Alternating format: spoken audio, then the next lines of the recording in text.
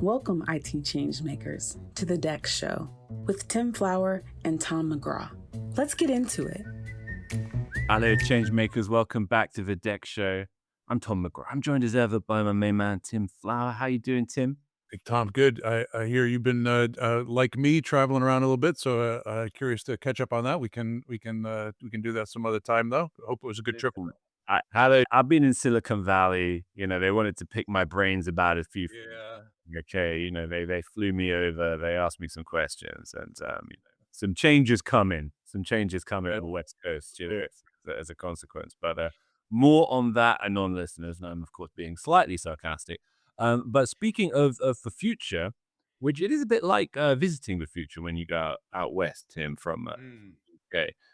We are joined today by absolutely one of our favorite analysts, and if you will, futurists, Mrinal Rai.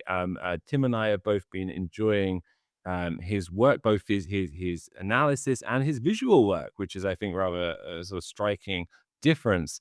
And he brings a really sharp perspective on how organizations can drive value through smarter digital transformation. We're delighted to finally have him on the show. Mrinal, how you doing?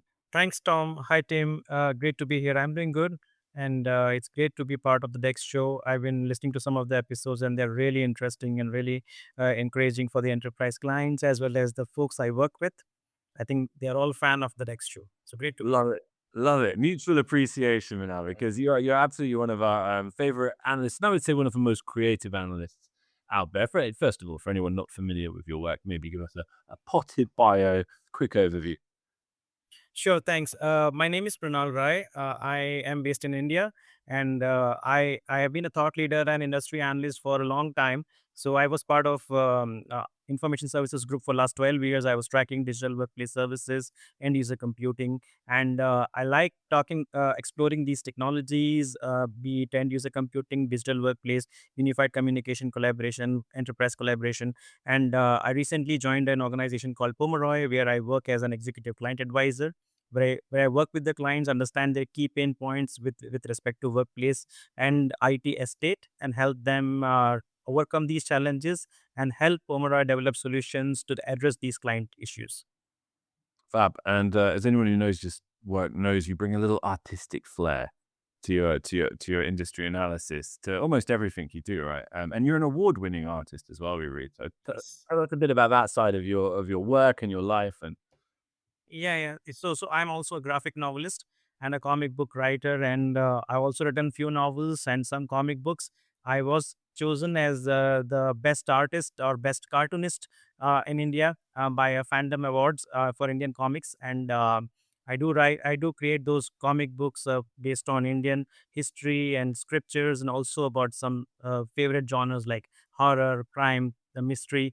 I'm actually writing a book right now, which actually relates the AI revolution that we are seeing, and how can we foresee a futuristic vision where robots have actually taken over, they have messed up everything, and now the world is coping up. So that's something in works.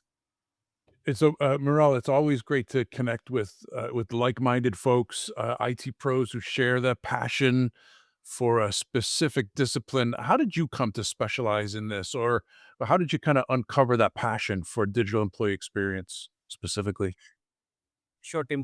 I've been covering this space for digital workplace for last 12 years or more. I think I'm still part of a thought leadership team here. I'm part of many editorial teams for many websites which write articles about workplace, unified communication, and collaboration. So when I started my research on this, I was actually comparing these service providers, global system integrators, and managed service providers who provide these services.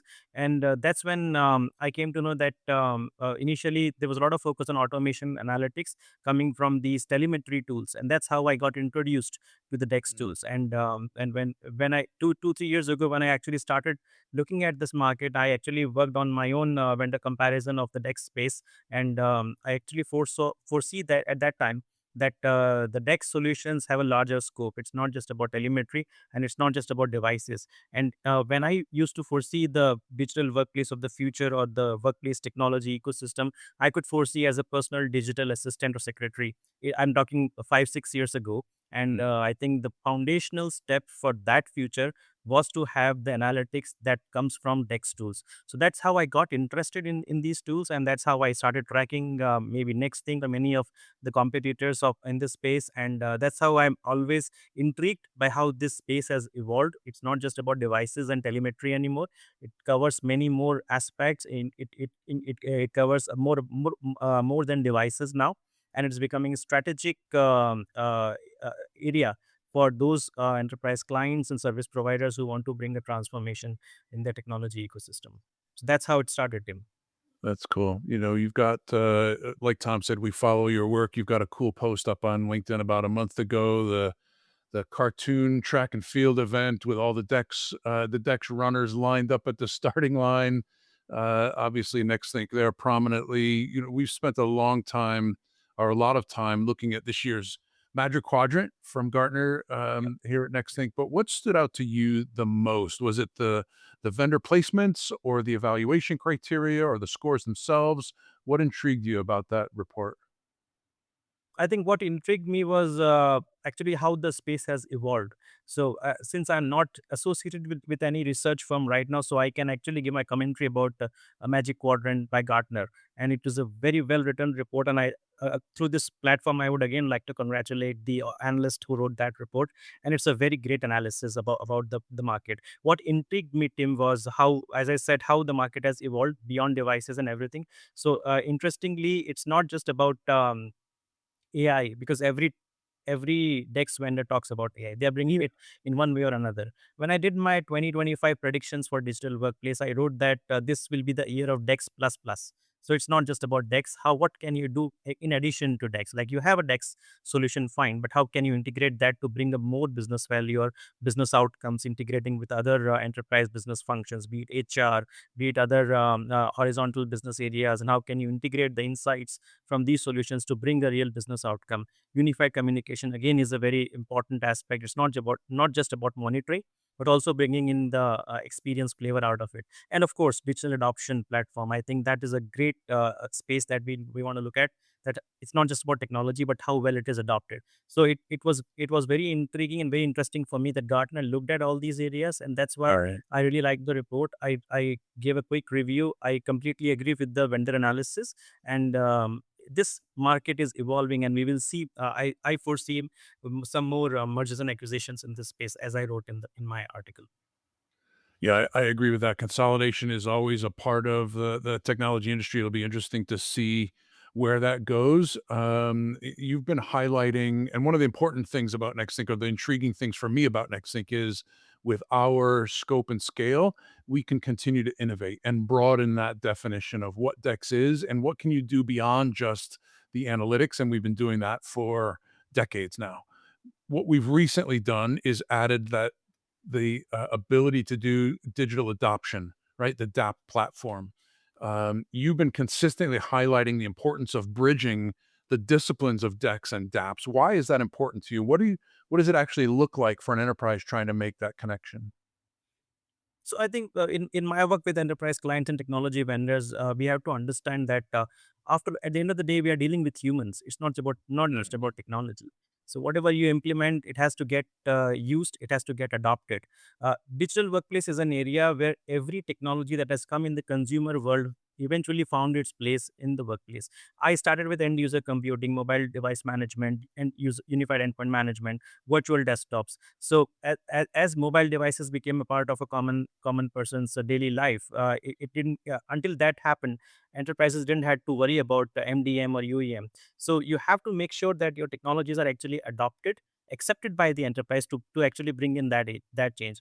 As I see today working with the clients, many AI projects or many transformation projects fail just because they don't plan the adoption part properly.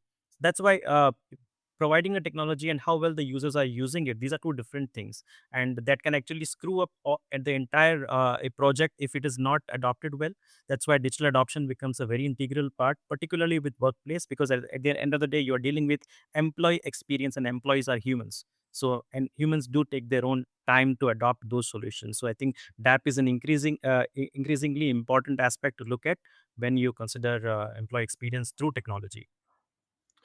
Really well said, Manuel. And I was going to say, loved hearing the shout out to the Magic Quadrant as well. And shout out to our friends at Gartner for another phenomenal report. We keep meaning to cover it in a bit more detail, so it was nice to kind of explore that a bit with you, Manuel. But let's talk about AI.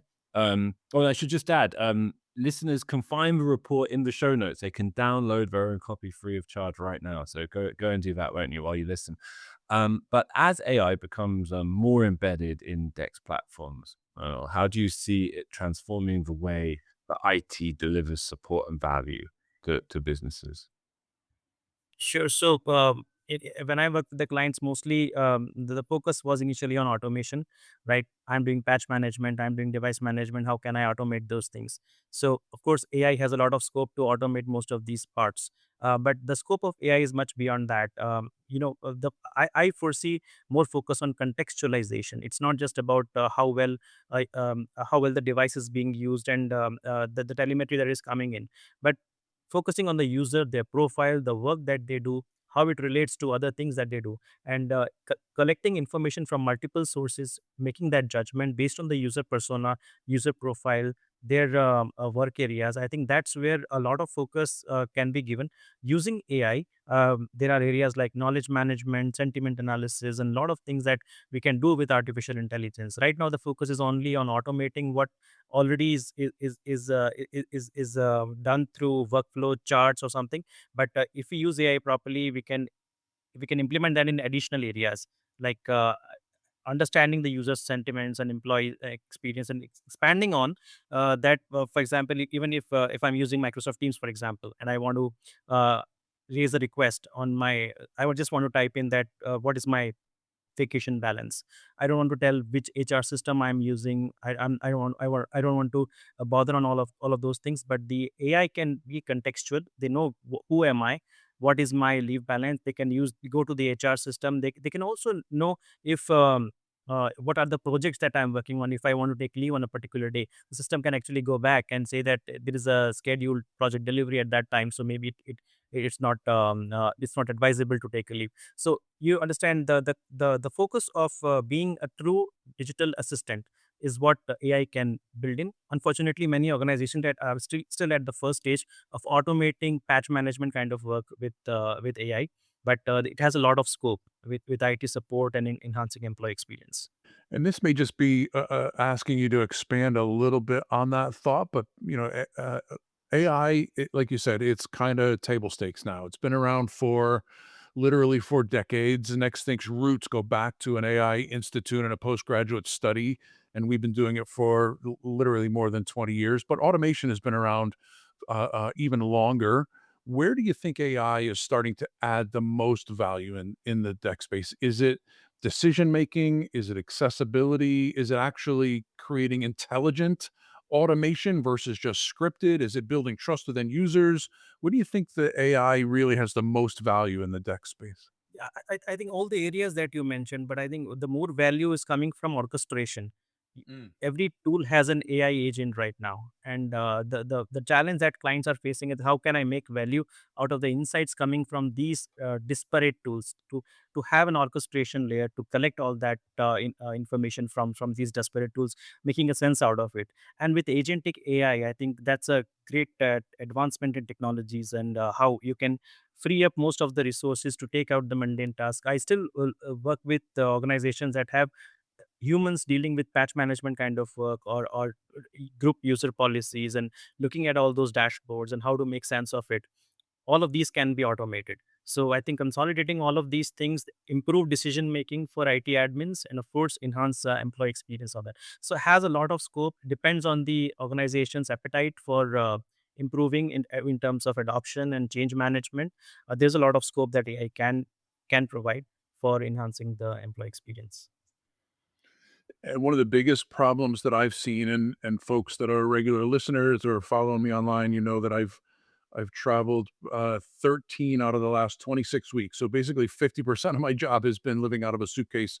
But I'm talking to executives all over the world. And the one common theme that I can say without question from everybody is the concern about adoption, and especially adoption of AI itself. And I think it's interesting to use AI to help with that adoption problem. And you recently explored AI's evolving role in digital adoption platforms. What's the most exciting use case you're seeing emerge beyond just the standard walkthroughs and tooltips? Imagine a digital adoption solution or platform that knows that you are stuck before you get stuck. So it can maybe thinking on those lines, like you imagine a DAP that knows where that you're going to get stuck, one that understands your role, your task, your deadlines, and maybe perhaps even your sentiment. So I think that is a great area that that digital adoption platforms can focus on, and this will be coming very soon, because we live in an era, Tim and Tom, that AI, as Satya Nadella rightly said, that AI is the future interface. You may not be working with so many applications. You may be just interacting with one AI interface, and what goes in the background, what gets encapsulated for the user doesn't matter, because if you want something, they may be the system may be interacting with multiple files and multiple Excel spreadsheets or PowerPoint to get you the data. But to understand that how users are feeling, where they are going to get stuck, and making sure that the users know how to use these new technologies. It's all about it's not just about prompt engineering, but also making sure that that the AI features that get used by every enterprise and every tool right now, the user has that the steep as the quick learning path to get to know to work with these tools better. Like making sure that the DAP tool understands that the going that you are going to get stuck at a particular step. It needs to preempt that, and inform the user, and make sure that they are aware of all the possible steps of actions that they can take. So I think a more proactive approach within AI is very useful for the digital adoption solution. I think that's where most of these vendors will be focusing on, because earlier I remember DAP was more about there's a tool, there are features that on the screen, it will guide you that how, if you click on this feature, what's going to happen. But with interface becoming more AI focused, it will be just one interface. You don't have to click too much. So making sure that what you are doing and how well you do it, the system should be able to guide you on that. And that's an interesting space to look out for.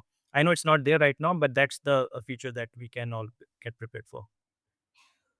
Absolutely. And another area where I think what you write about and your perspective really complements some topics and themes that we've been looking into on the show this year is that cross-functional collaboration piece between HR and IT. I mean, why do you think that DEX beyond IT conversation has become so important right now?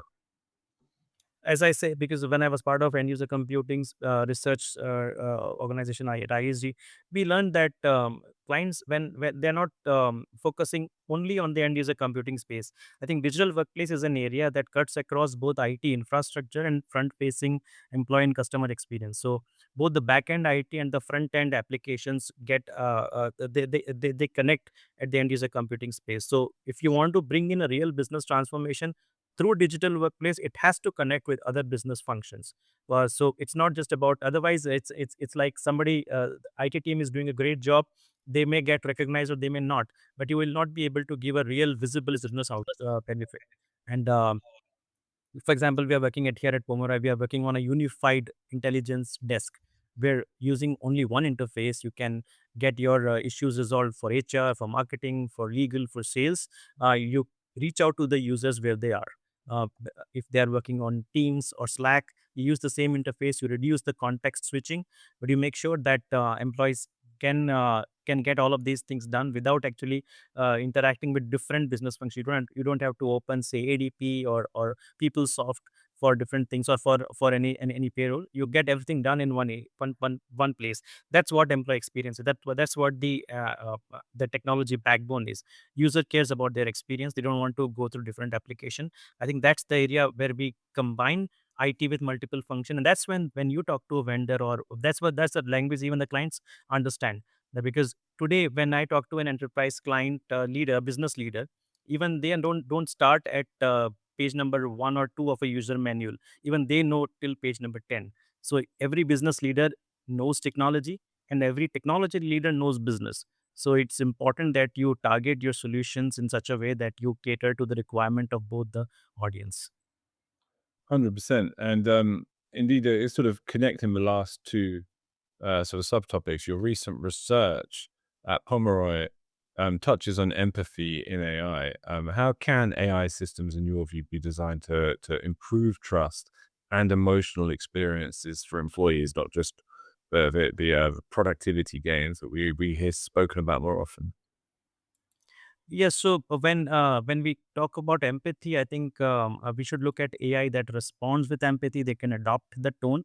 It learns your preferences, that what you like, what you dislike, and it can avoid, especially the cold scripts that system generates. And I think emotional intelligence is an area which can be next frontier for artificial intelligence with respect to empathy. An example that I just gave, that if you provide users solutions where they are, like you meet the users where they are instead of having them to use a new tool. I think that's a very good example of how you being empathetic to the employees, that you understand that they don't have to scroll to multiple applications to get their work done. So I think with artificial intelligence, you have all the potential to understand the user tone, make sure that you write the way. Again, the contextual AI piece becomes very important, that you should know who the user is, what they're working on, how big the deadline is. So it's not just about the user and the persona. Your system should get connect to your work management portal, be it Monday or Asana. You know what they're working on, what are their deadlines. You should know the emails, because being a Microsoft shop, you can get insights from Outlook, Teams, and all those things, and get what they're working on, whom they're interacting with, what is their schedule. And that's how you adopt to that user behavior and their preferences. I think that's where the empathy will bring in. I think there are a lot of work being done by multiple solution vendors out there, and clients would really appreciate that.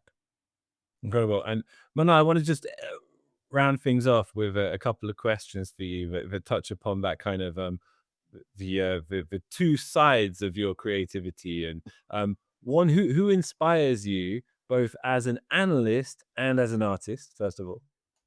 Okay, that's a good question. So when I started as an analyst role, I didn't start as an industry analyst going forward. So I was working with Excel files, understanding these concepts and comparing these vendors. But I was reading articles by Brian Maiden, and he's the although I have him connected through LinkedIn. I never met him, but I do love what he writes. He makes the technology concepts so easy to understand, because I understood end user computing, VDI, MDM through his articles when he used to write for Tech Target. Now he's part of Citrix, but I still follow him. He's the best on the stage, and how he talks. There are multiple analysts in Gartner, Forrester, Everest, who track end user computing space. I follow all of them. And Brian Midden is not really an analyst, but he's a thought leader. And that's why he inspires me as being an analyst. Being an artist, there are multiple folks out there. I can't name one because I didn't learn it. I was just doing it since I don't even remember. But yeah, there are the Jim Lee. I like his work for a lot of the comic books that he does, and there are just many. So yeah, multiple folks who inspire. This is the last two-sided question, so to speak, which is, where can people find your graphic novels? So the title name, if the name is like the latest one was released in September. Its name is Brigu. It's available on Amazon. It's BHRIGU. You can find on Amazon, Goodreads, Barnes and Nobles, and all the major retail stores. There are a couple of other graphic novels out there. If you just click on my name, you will get them on Amazon. So there are a couple of books out there, but that's the latest one, so you can search from there. Superb. And links in the show notes to that work, as well as Mrinal's amazing analysis, and also, as mentioned already, the Gartner Magic Quadrant. Get your free download now if you haven't already. It's a fantastic read. Congratulations to our friends at Gartner. It really is a phenomenal installment of what is now the MQ DEX series. Someday we'll figure out how to get Dan Wilson onto the show, right? It's impossible. It's impossible, Tim. We'd love to, Darren. We'd love to. We're open to be there. Just shout out to you anyway. Absolutely. Mana, absolute pleasure to have you on, man. Do join us again, won't you? Sure. Thanks, Tim. Thank you. Thanks. To make sure that you never miss an episode, subscribe to the show in Apple Podcasts, Spotify, or your favorite podcast player. And if you're listening on Apple Podcasts, make sure to leave a rating of the show. Just tap the number of stars you think the podcast deserves. If you'd like to learn more about how NextThink can help you improve your digital employee experience, head over to nextthink.com. Thank you so much for listening. Until next time.